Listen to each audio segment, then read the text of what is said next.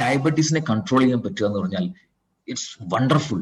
Medicine free ആയി ഒരു quality life lead ചെയ്യാൻ ഡയബറ്റീസ് ഉള്ള ആളുകൾക്ക് പറ്റുക എന്ന് പറഞ്ഞാൽ ഇറ്റ്സ് ട്രൂലി എ ബ്ലെസ്സിങ്. അതിന് സപ്പോർട്ടീവ് ആയിട്ടുള്ള പ്രൊഡക്റ്റ് ആണ് ഐകോഫി എന്ന് പറയുന്ന പ്രോഡക്റ്റ്. സോ എന്തുകൊണ്ടെന്ന് ചോദിച്ചു കഴിഞ്ഞാൽ diabetes is very dangerous. A silent killer ആണ് ഡയബറ്റീസ്. ഒരസുഖമല്ല, ഒരു കൂട്ടം അസുഖങ്ങളാണ് ഡയബറ്റീസ് എന്ന് പറയുന്നത്. സോ എങ്ങനെയാണ് ഡയബറ്റീസ് ഉണ്ടാകുന്നതെന്ന് ചോദിച്ചു കഴിഞ്ഞാൽ, ഒന്ന്, നമ്മുടെ ശരീരത്തിലുള്ള പാൻക്രിയാസ് പ്രോപ്പറായിട്ട് ഇൻസുലിൻ പ്രൊഡ്യൂസ് ചെയ്യാതിരിക്കുക, അതല്ലെങ്കിൽ പ്രൊഡ്യൂസ് ചെയ്തിട്ടുള്ള അല്ലെങ്കിൽ ഉത്പാദിപ്പിക്കപ്പെട്ടുള്ള ഇൻസുലിനെ ശരീരത്തിന് കൃത്യമായിട്ട് ഉപയോഗിക്കാൻ പറ്റാതെ വരിക. ഈ പറഞ്ഞ അവസ്ഥകൾ കൊണ്ട് സ്വാഭാവികമായിട്ടും ബ്ലഡിലെ ഗ്ലൂക്കോസ് ലെവൽ കൂടി നിൽക്കും. ഇതാണ് ഡയബറ്റീസ് എന്ന് പറയുന്നത്. റൈറ്റ്, എല്ലാവർക്കും അറിയുന്ന കാര്യമാണ്. പക്ഷെ അത് നമ്മൾ കഴിക്കുന്ന ഫുഡുമായിട്ട് വളരെ അധികം റിലേറ്റഡ് ആണ്.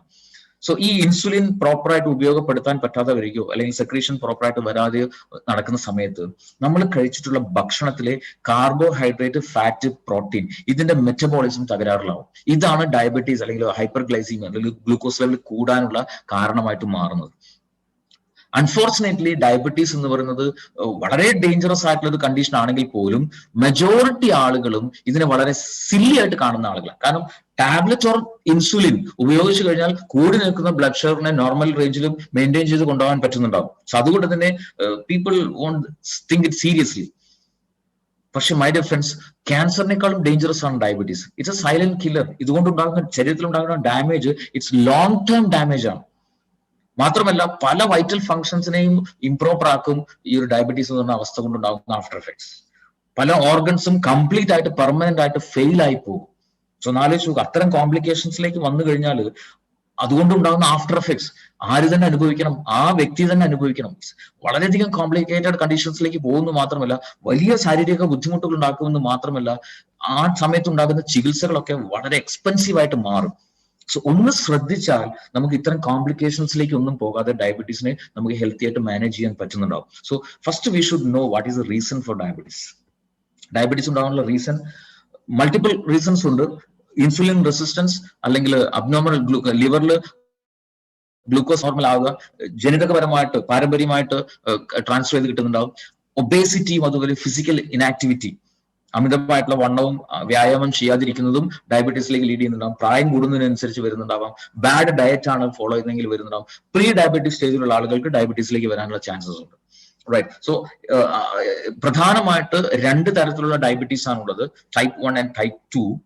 പിന്നെ ഒരു ജസ്റ്റേഷണൽ ഡയബറ്റീസ് ഉണ്ട്, ഗർഭിണികൾക്ക് ഉണ്ടാകുന്ന ഡയബറ്റീസ്.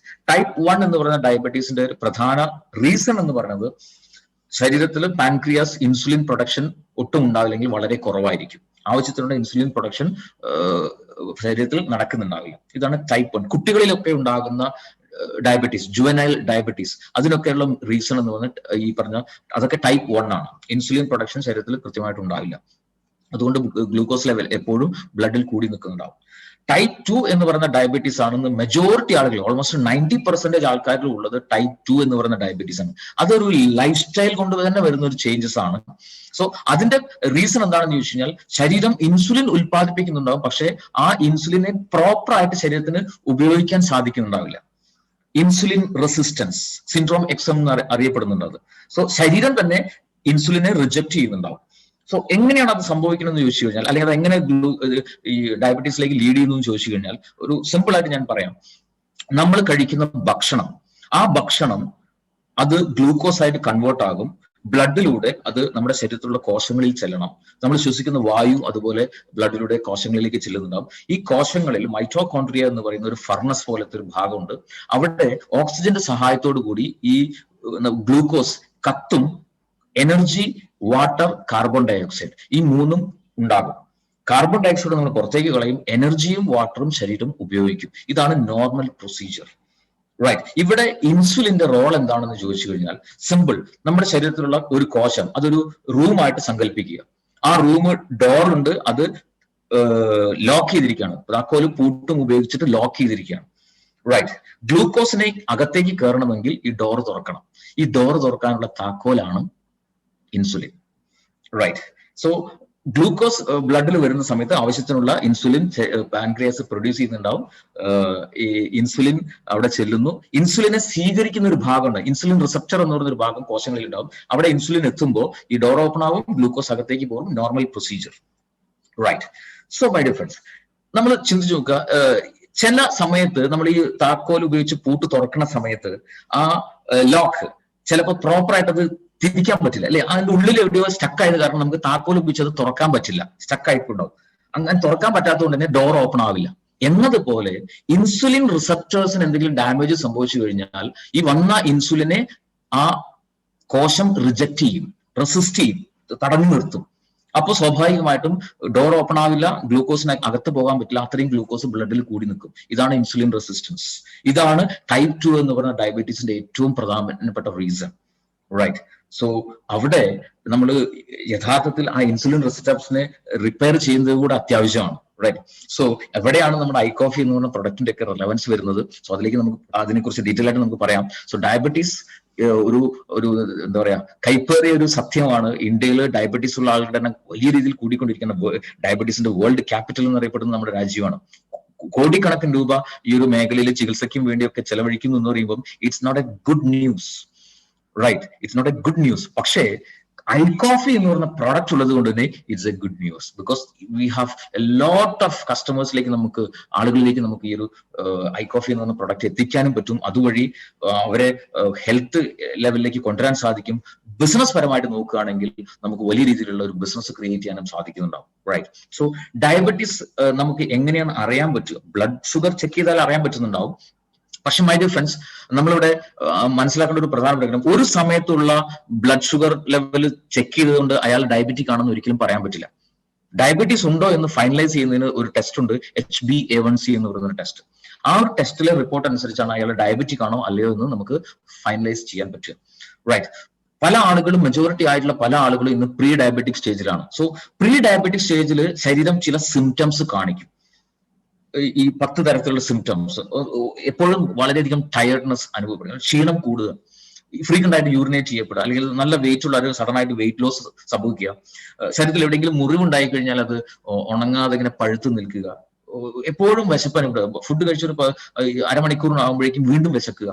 അത് ഡയബറ്റീസിനുള്ള ഒരു സിംറ്റമാണ്. അത് സെക്ഷൽ ആയിട്ടുള്ള കാര്യങ്ങളോട് താല്പര്യം കുറയുക, കണ്ണിന്റെ കാഴ്ച മങ്ങുക, സ്ത്രീകളെ സംബന്ധിച്ചും വജൈനൽ ഏരിയയിൽ ഫ്രീക്വന്റ് ആയിട്ടുള്ള ഇൻഫെക്ഷൻസ് ഉണ്ടാകുക, കൈകാലുകളുടെ വെള്ളയിൽ ഒരു ടിങ്ക്ലിംഗ് പോലെ, ഒരു ഇക്ലിപ്പെടുന്ന പോലെ അസ്വസ്ഥത അനുഭവപ്പെടുക, വലിയ രീതിയിലുള്ള ദാഹം, വെള്ളം എത്ര കുടിച്ചാലും വീണ്ടും വീണ്ടും ദാഹം അനുഭവപ്പെടുക.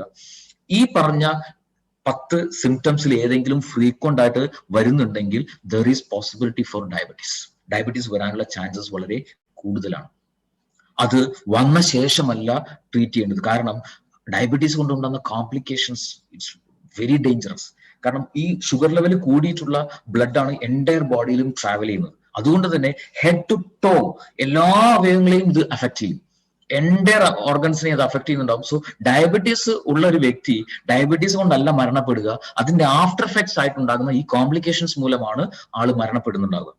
മരുന്ന് ഉപയോഗിച്ചാലും ഉപയോഗിച്ചില്ലെങ്കിലും ഈ കോംപ്ലിക്കേഷൻസ് ശരീരത്തിൽ ഉണ്ടാകുന്നുണ്ടാവും.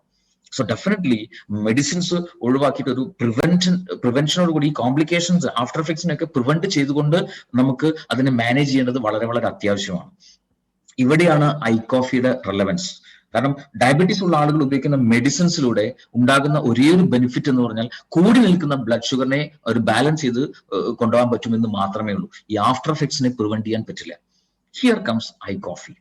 ഐകോഫിയുടെ മെയിൻ ഇൻഗ്രീഡിയന്റ് യാതൊരു സംശയമില്ല, ഇന്ന് ചരക സംഹിതയിൽ, ആയുർവേദത്തിന്റെ അടിസ്ഥാന ഗ്രന്ഥമായ ചരക സംഹിതയിൽ നൂറ്റാണ്ടുകൾക്ക് മുമ്പ് എഴുതപ്പെട്ടിട്ടുള്ള കാര്യമാണ് മധുമേഹ അഥവാ പ്രമേഹം എന്ന് പറഞ്ഞ അവസ്ഥയ്ക്ക് ഏറ്റവും നല്ല നാച്ചുറൽ റെമഡി ഇറ്റ്സ് സലേഷ്യ, ഏകനായകം. ഈ ഏകനായകത്തിൽ നിന്നും ഷുഗറിനെ ബാലൻസ് ചെയ്യാൻ സപ്പോർട്ട് ചെയ്യുന്ന സാൽസിറ്റാൾ എന്ന് പറയുന്ന പേറ്റന്റഡ് ആയിട്ടുള്ള മോളിക്യൂൾ സെപ്പറേറ്റ് ചെയ്തെടുത്തു. ആ ഏകനായകം പ്രധാന ഇൻഗ്രീഡിയന്റ് ആയിക്കൊണ്ട് ഇന്ന് ലോകത്ത് അവൈലബിൾ ആയിട്ടുള്ള ഒരേ ഒരു ഹെർബൽ കോഫിയാണ് ഐകോഫി. ഇത് ഡയബറ്റീസിനെ വളരെ ഹെൽത്തി ലെവലിൽ മാനേജ് ചെയ്യാനായിട്ട് സപ്പോർട്ട് ചെയ്യുന്നുണ്ടാവും. ഒപ്പം ഇതിനകത്തുള്ള മറ്റു ഇൻഗ്രീഡിയൻസ്, ഒന്ന് കൂർഗ് റിജിൽ നിന്നുള്ള റോസ്റ്റഡ് കോഫി ബീൻ ഇതിനകത്ത് ഉപയോഗിക്കുന്നു. അതുപോലെ കൗഹേജ് അഥവാ വെൽവെറ്റ് ബീൻ, നായ്ക്കുരണം എന്ന് പറയുന്ന ആ ഔഷധ സസ്യത്തിൽ നിന്ന് മോളിക്യൂൾസും ഇതിനകത്ത് ആഡ് ചെയ്തിട്ടുണ്ട്. So life long regular coffee ആയിട്ട് ഐ കോഫി ഒരാൾക്ക് ഉപയോഗിക്കാം. കാരണം ഇതിനകത്ത് ഉള്ള ഒരു പ്രോസസ്സ് ഒരു 40 ഡിഗ്രിയിൽ ഒരു സ്ലോ റോസ്റ്റിംഗിലൂടെയാണ് കോഫി എടുക്കുന്നത്. സോ അങ്ങനെ ചെയ്യുന്ന സമയത്ത് കഫീൻ കംപ്ലീറ്റ് ആയിട്ട് ഒഴിവാക്കാൻ കമ്പനിക്ക് സാധിക്കുന്നു. കഫീൻ ഇല്ലാത്ത കോഫിയാണ് ഐ കോഫി. സോ അതുകൊണ്ട് തന്നെ അത് ലൈഫ് ലോങ് റെഗുലർ ആയിട്ട് ഏതൊരാൾക്കും ഉപയോഗിക്കാം. ഈവൻ ഹോമിയോ മെഡിസിൻസ് ഉപയോഗിക്കുന്ന ആളുകൾക്ക് പോലും ധൈര്യമായിട്ട് ഐ കോഫി ഉപയോഗിക്കാം. കാരണം ഹോമിയോ മെഡിസിൻസ് ഉപയോഗിക്കുന്ന ആളുകളെ സംബന്ധിച്ചിടത്തോളം ഹോമിയോ മെഡിസിൻസിൽ നോർമലി കഫീൻ ഉണ്ടാവും. അവർക്ക് കോഫി കഴിക്കരുതെന്ന് ഡോക്ടേഴ്സ് പ്രത്യേകമായിട്ട് പറയുന്നുണ്ടാവും. പക്ഷെ നമ്മുടെ കോഫി ഹോമിയോ മെഡിസിൻസ് ഉപയോഗിക്കുന്ന ആളുകൾക്ക് പോലും ഉപയോഗിക്കാം, because no caffeine. Anybody can use. So ഈ ഒരു സ്ലോ റോസ്റ്റിംഗ് പ്രോസസ്സ് ചെയ്യുന്ന സമയത്ത് മറ്റൊരു ബെനിഫിറ്റ് എന്താണെന്ന് ചോദിച്ചു കഴിഞ്ഞാൽ ഇതിലുള്ള വളരെ പവർഫുൾ ആയിട്ടുള്ള ആന്റി ഓക്സിഡൻസ് ആയിട്ടുള്ള പോളിഫിനോൾസിനെ അതുപോലെ നിലനിർത്തിക്കൊണ്ടാണ് നമ്മുടെ കോഫി ഉണ്ടാകുന്നത്. സോ അതുകൊണ്ട് തന്നെ ആന്റി ഓക്സിഡൻസിന്റെ ഒരു ബെനിഫിറ്റും നമ്മുടെ ഐ കോഫി ഉപയോഗിക്കുന്ന സമയത്ത് കിട്ടുന്നുണ്ടാവും. സോ ഇറ്റ്സ് വളരെയധികം റിസർച്ച് ഓറിയന്റഡ് ഉണ്ടാക്കിയിട്ടുള്ള പ്രൊഡക്റ്റ് ആണ് ഐ കോഫി. അത് I coffee creamer, I coffee black, 2 വേരിയൻസിൽ നമുക്ക് അവൈലബിൾ ആണ്. Right. What are the frequently asked questions of I coffee? ഏത് തരത്തിലുള്ള ടൈപ്പ് ആയിട്ടുള്ള ഡയബറ്റീസിലും ഇത് ഉപയോഗിക്കാൻ പറ്റും. ടൈപ്പ് 1 ആയിക്കോട്ടെ, ടൈപ്പ് 2 ആയിക്കോട്ടെ, ജസ്റ്റേഷണൽ ഡയബറ്റീസ് ആയിക്കോട്ടെ, ഏത് ഡയബറ്റീസ് ഉള്ള ആളുകൾക്കും നമ്മുടെ പ്രോഡക്റ്റ് വളരെയധികം എഫക്റ്റീവ് ആയിട്ട് ഉപയോഗിക്കാൻ സാധിക്കുന്നുണ്ടാവും. ഇതിനകത്ത് ഷുഗർ ഉണ്ടോ? No sugar added. റൈറ്റ്. എത്ര കാലം ഇത് ഉപയോഗിക്കണം? അതും നമ്മൾ ഐപ്പിൾസിന്റെ കാര്യം പറഞ്ഞ പോലെ തന്നെ നമ്മൾ ആഗ്രഹിക്കുന്ന അത്രയും കാലം ഉപയോഗിക്കാം. റൈറ്റ്. സോ റെഗുലർ ആയിട്ട് നമ്മൾ ഉപയോഗിക്കുകയാണെങ്കിൽ അത്രയും കാലം നമുക്ക് ഒരു ക്വാളിറ്റി ലൈഫ് ലീഡ് ചെയ്യാൻ സാധിക്കുന്നുണ്ടാവും. മെഡിസിൻ ഒക്കെ ഫ്രീ ആയിട്ടുള്ള ഒരു ക്വാളിറ്റി ലൈഫിലേക്ക് വരാൻ സാധിക്കുന്നുണ്ടാവും. ഡയബറ്റീസ് കൊണ്ടുണ്ടാകുന്ന ആഫ്റ്റർ എഫക്ട്സ് ഒന്നും വരാതെ പ്രിവെന്റ് ചെയ്തുകൊണ്ടുള്ള ഒരു ലൈഫ് നമുക്ക് ഉണ്ടാക്കിയെടുക്കാൻ പറ്റുന്നുണ്ടാവും. ഇനി മെഡിസിൻസ് ഉപയോഗിക്കുന്ന ആളുകളെ സംബന്ധിച്ചോളം മെഡിസിൻ സഡൻ സ്റ്റോപ്പ് ചെയ്തിട്ടല്ല നമ്മുടെ ഐ കോഫി ഉപയോഗിക്കുന്നത്. എലോങ് വിത്ത് മെഡിസിൻ അവരത് ഉപയോഗിക്കുക. ബിക്കോസ് അവരുടെ ശരീരം മെഡിസിൻസിലായിരിക്കും ബാലൻസ്ഡ് ആയി പോയിക്കൊണ്ടിരിക്കുന്നുണ്ടാവുക. സഡൻ ആയിട്ട് മെഡിസിൻ സ്റ്റോപ്പ് ചെയ്ത് കഴിഞ്ഞാൽ ശരീരത്തിന് ബുദ്ധിമുട്ടുണ്ടാവും. സോ അലോങ് വിത്ത് മെഡിസിൻ ഉപയോഗിക്കുക. ഇംപ്രൂവ്മെന്റ് ഉണ്ടാകുന്നതിനനുസരിച്ച് സ്റ്റെപ്പ് ബൈ സ്റ്റെപ്പ് ആയിട്ട് അവർക്ക് മെഡിസിന്റെ അളവ് കുറച്ച് കൊണ്ടുവരാം. കുറച്ച് മാസങ്ങൾ കഴിയുമ്പോൾ മെഡിസിൻ കംപ്ലീറ്റ് ഒഴിവാക്കി ഒരു ക്വാളിറ്റി ലൈഫ് അവർക്ക് ഐ കോഫി കണ്ടിന്യൂ ചെയ്തുകൊണ്ട് ലീഡ് ചെയ്യാൻ പറ്റുന്നുണ്ടാവും. റൈറ്റ്. ഇൻസുലിൻ ഉപയോഗിക്കുന്ന ആളുകൾക്ക് ഉപയോഗിക്കാവും. ഓഫ് കോഴ്സ് ടാബ്ലറ്റ് ആയിക്കോട്ടെ, ഇൻസുലിൻ ആയിക്കോട്ടെ, എന്ത് ഉപയോഗിക്കുന്ന ആളുകൾക്കും ഐ കോഫി ക്രീമർ ആയിക്കോട്ടെ, ബ്ലാക്ക് ആയിക്കോട്ടെ ഉപയോഗിക്കാം. എങ്കിലും കൂടുതലായിട്ട് സജസ്റ്റ് ചെയ്യുന്നത് ഇൻസുലിൻ ഉപയോഗിക്കുന്ന ആളുകൾക്ക് കുറച്ചും കൂടെ നല്ലത് ഐ കോഫി ബ്ലാക്ക് ആണ്. കാരണം അതിനകത്ത് നമ്മുടെ ഏകനായകത്തിന്റെ കണ്ടന്റ് വളരെ കൂടുതലുണ്ട്. Then does this lower the sugar? നമ്മുടെ ഷുഗർ ലെവൽ വല്ലാണ്ട് അങ്ങോട്ട് കുറയ്ക്കുമോ? ഒരിക്കലുമില്ല. ഇതെപ്പോഴും ഹെൽത്തി ലെവലിൽ ഷുഗറിനെ മാനേജ് ചെയ്യാനായിട്ടാണ് സപ്പോർട്ട് ചെയ്യുന്നത്. ഒരു റെഗുലേറ്റിംഗ് പ്രോസസ് ആണ് ഇവിടെ ചെയ്യുന്നുണ്ടാവുക. ആവശ്യത്തിന് ഗ്ലൂക്കോസിനെ ബ്ലഡിലേക്ക് വിടുന്ന ഒരു റെഗുലേറ്റിംഗ് പ്രോസസ്സ് ഇവിടെ ചെയ്യുന്നത് കൊണ്ട് തന്നെ എപ്പോഴും ഹെൽത്തി ലെവലിൽ ബ്ലഡ് ഷുഗറിനെ മെയിൻറ്റെയിൻ ചെയ്യാൻ സാധിക്കും. സോ അതുകൊണ്ട് തന്നെ ഡയബറ്റീസ് ഉള്ള ആളുകൾക്ക് ഈ പ്രൊഡക്റ്റ് ഉപയോഗിക്കാം. അതുപോലെ തന്നെ ലോ ഷുഗർ ഉള്ള പ്രോബ്ലം ഉള്ള ആളുകൾക്കും നമ്മുടെ കോഫി ഉപയോഗിക്കാം. ഇനി ഡയബറ്റീസ് ഇല്ലാത്ത ആളുകൾക്ക്, പ്രീ ഡയബറ്റീസ് സ്റ്റേജിലുള്ള ആളുകൾക്കും ഡയബറ്റീസ് ഇല്ലാത്ത നോർമൽ ആളുകൾക്കും ഐ കോഫി എന്ന് പറയുന്ന പ്രൊഡക്റ്റ് വളരെ സേഫ് ആയിട്ട് ഉപയോഗിക്കാൻ പറ്റും. ഏതൊരാൾക്കും ഉപയോഗിക്കാൻ പറ്റുന്ന പ്രൊഡക്റ്റ് ആണ് ഐ കോഫി എന്ന് പറയുന്ന പ്രൊഡക്റ്റ്. സോ ഇവിടെ ശ്രദ്ധിക്കേണ്ട ഏറ്റവും പ്രധാനപ്പെട്ട കാര്യം how to prepare this coffee. എങ്ങനെയാണ് കോഫി ഉണ്ടാക്കേണ്ടത് എന്നുള്ളത് മാത്രമാണ് ഏറ്റവും പ്രധാനമായിട്ട് ശ്രദ്ധിക്കേണ്ടത്. റൈറ്റ്. സോ ഡയബറ്റീസിന് മെഡിസിൻസ് ഉപയോഗിക്കുന്ന ആളുകളെ സംബന്ധിച്ചോളം ഒരു ദിവസം രാവിലെയും വൈകുന്നേരവും ഓരോ സാഷെ ഉപയോഗിക്കണം. പ്രീ ഡയബറ്റിക് സ്റ്റേജിലുള്ള ആളുകളെ സംബന്ധിച്ചോളം ഒരു സാഷെ ഒരു ദിവസം എന്ന രീതിയിൽ പോലും ഉപയോഗിച്ചാൽ മതി. റൈറ്റ്. സോ എങ്ങനെ ഇത് പ്രിപ്പയർ ചെയ്യുന്ന വെച്ചാൽ നോർമലി ചായയോ കാപ്പിയോ ഉണ്ടാക്കുന്ന പോലെ ഈ കോഫി പൗഡർ തിളപ്പിക്കരുത്. കാരണം ഇതിനകത്ത് പോളിഫിനോൾസ് ഒക്കെ അടങ്ങിയിട്ടുള്ള ഒരുപാട് ആന്റി ഓക്സിഡൻസ് നാച്ചുറൽ ഇൻഗ്രീഡിയൻസിനകത്തുണ്ട്. സോ തിളപ്പിക്കുന്ന സമയത്ത് ഉണ്ടാകുന്ന ടെമ്പറേച്ചറിൽ ഈ പറഞ്ഞ നാച്ചുറൽ ഇൻഗ്രീഡിയൻസ് എല്ലാം നഷ്ടപ്പെടും. സോ അതുകൊണ്ട് ചെയ്യേണ്ടത് വെള്ളം തിളപ്പിക്കുക. ഒരു കപ്പിലേക്ക് ഈ പറഞ്ഞ ഒരു സാഷയിലുള്ള കോഫി പൗഡർ എടുക്കുക. ഈ വെള്ളം അതിലേക്ക് ഒഴിക്കുക. തിളച്ച വെള്ളം അതിലേക്ക് ഒഴിക്കുക, മിക്സ് ചെയ്യുക, കുടിക്കുക. റൈറ്റ്. ഈ രീതിയിൽ വളരെ ഈസി ആയിട്ട് ഇൻസ്റ്റന്റ് ആയിട്ട് നമുക്ക് ഉണ്ടാക്കാൻ സാധിക്കും I coffee. And it is very very tasty as well. ഒരു റിച്ച് കോഫിയുടെ ഓതന്റിക് ആയിട്ടുള്ള ഒരു ടേസ്റ്റ് ഒട്ടും കോംപ്രമൈസ് ചെയ്യാതെ ഒരു ഇന്റർനാഷണൽ ക്വാളിറ്റിയിലുള്ള ഒരു കോഫി കഴിച്ചുകൊണ്ട്, വളരെ സിമ്പിൾ ആയിട്ട് കോഫി കഴിച്ചുകൊണ്ട് ഡയബറ്റീസിനെ മാനേജ് ചെയ്ത് മെഡിസിൻ ഫ്രീ ആയിട്ടുള്ള ഒരു ക്വാളിറ്റി ലൈഫിലേക്ക് ഏതൊരാൾക്കും വരാൻ പറ്റുമെന്ന് മാത്രമല്ല ഡയബറ്റീസ് വരാൻ സാധ്യതയുള്ളവർക്ക് അതിനെ പ്രിവെന്റ് ചെയ്തുകൊണ്ട് ഒരു ക്വാളിറ്റി ലൈഫ് ലീഡ് ചെയ്യാനും പറ്റുന്ന wonderful and beautiful product, the one and only I coffee. Right.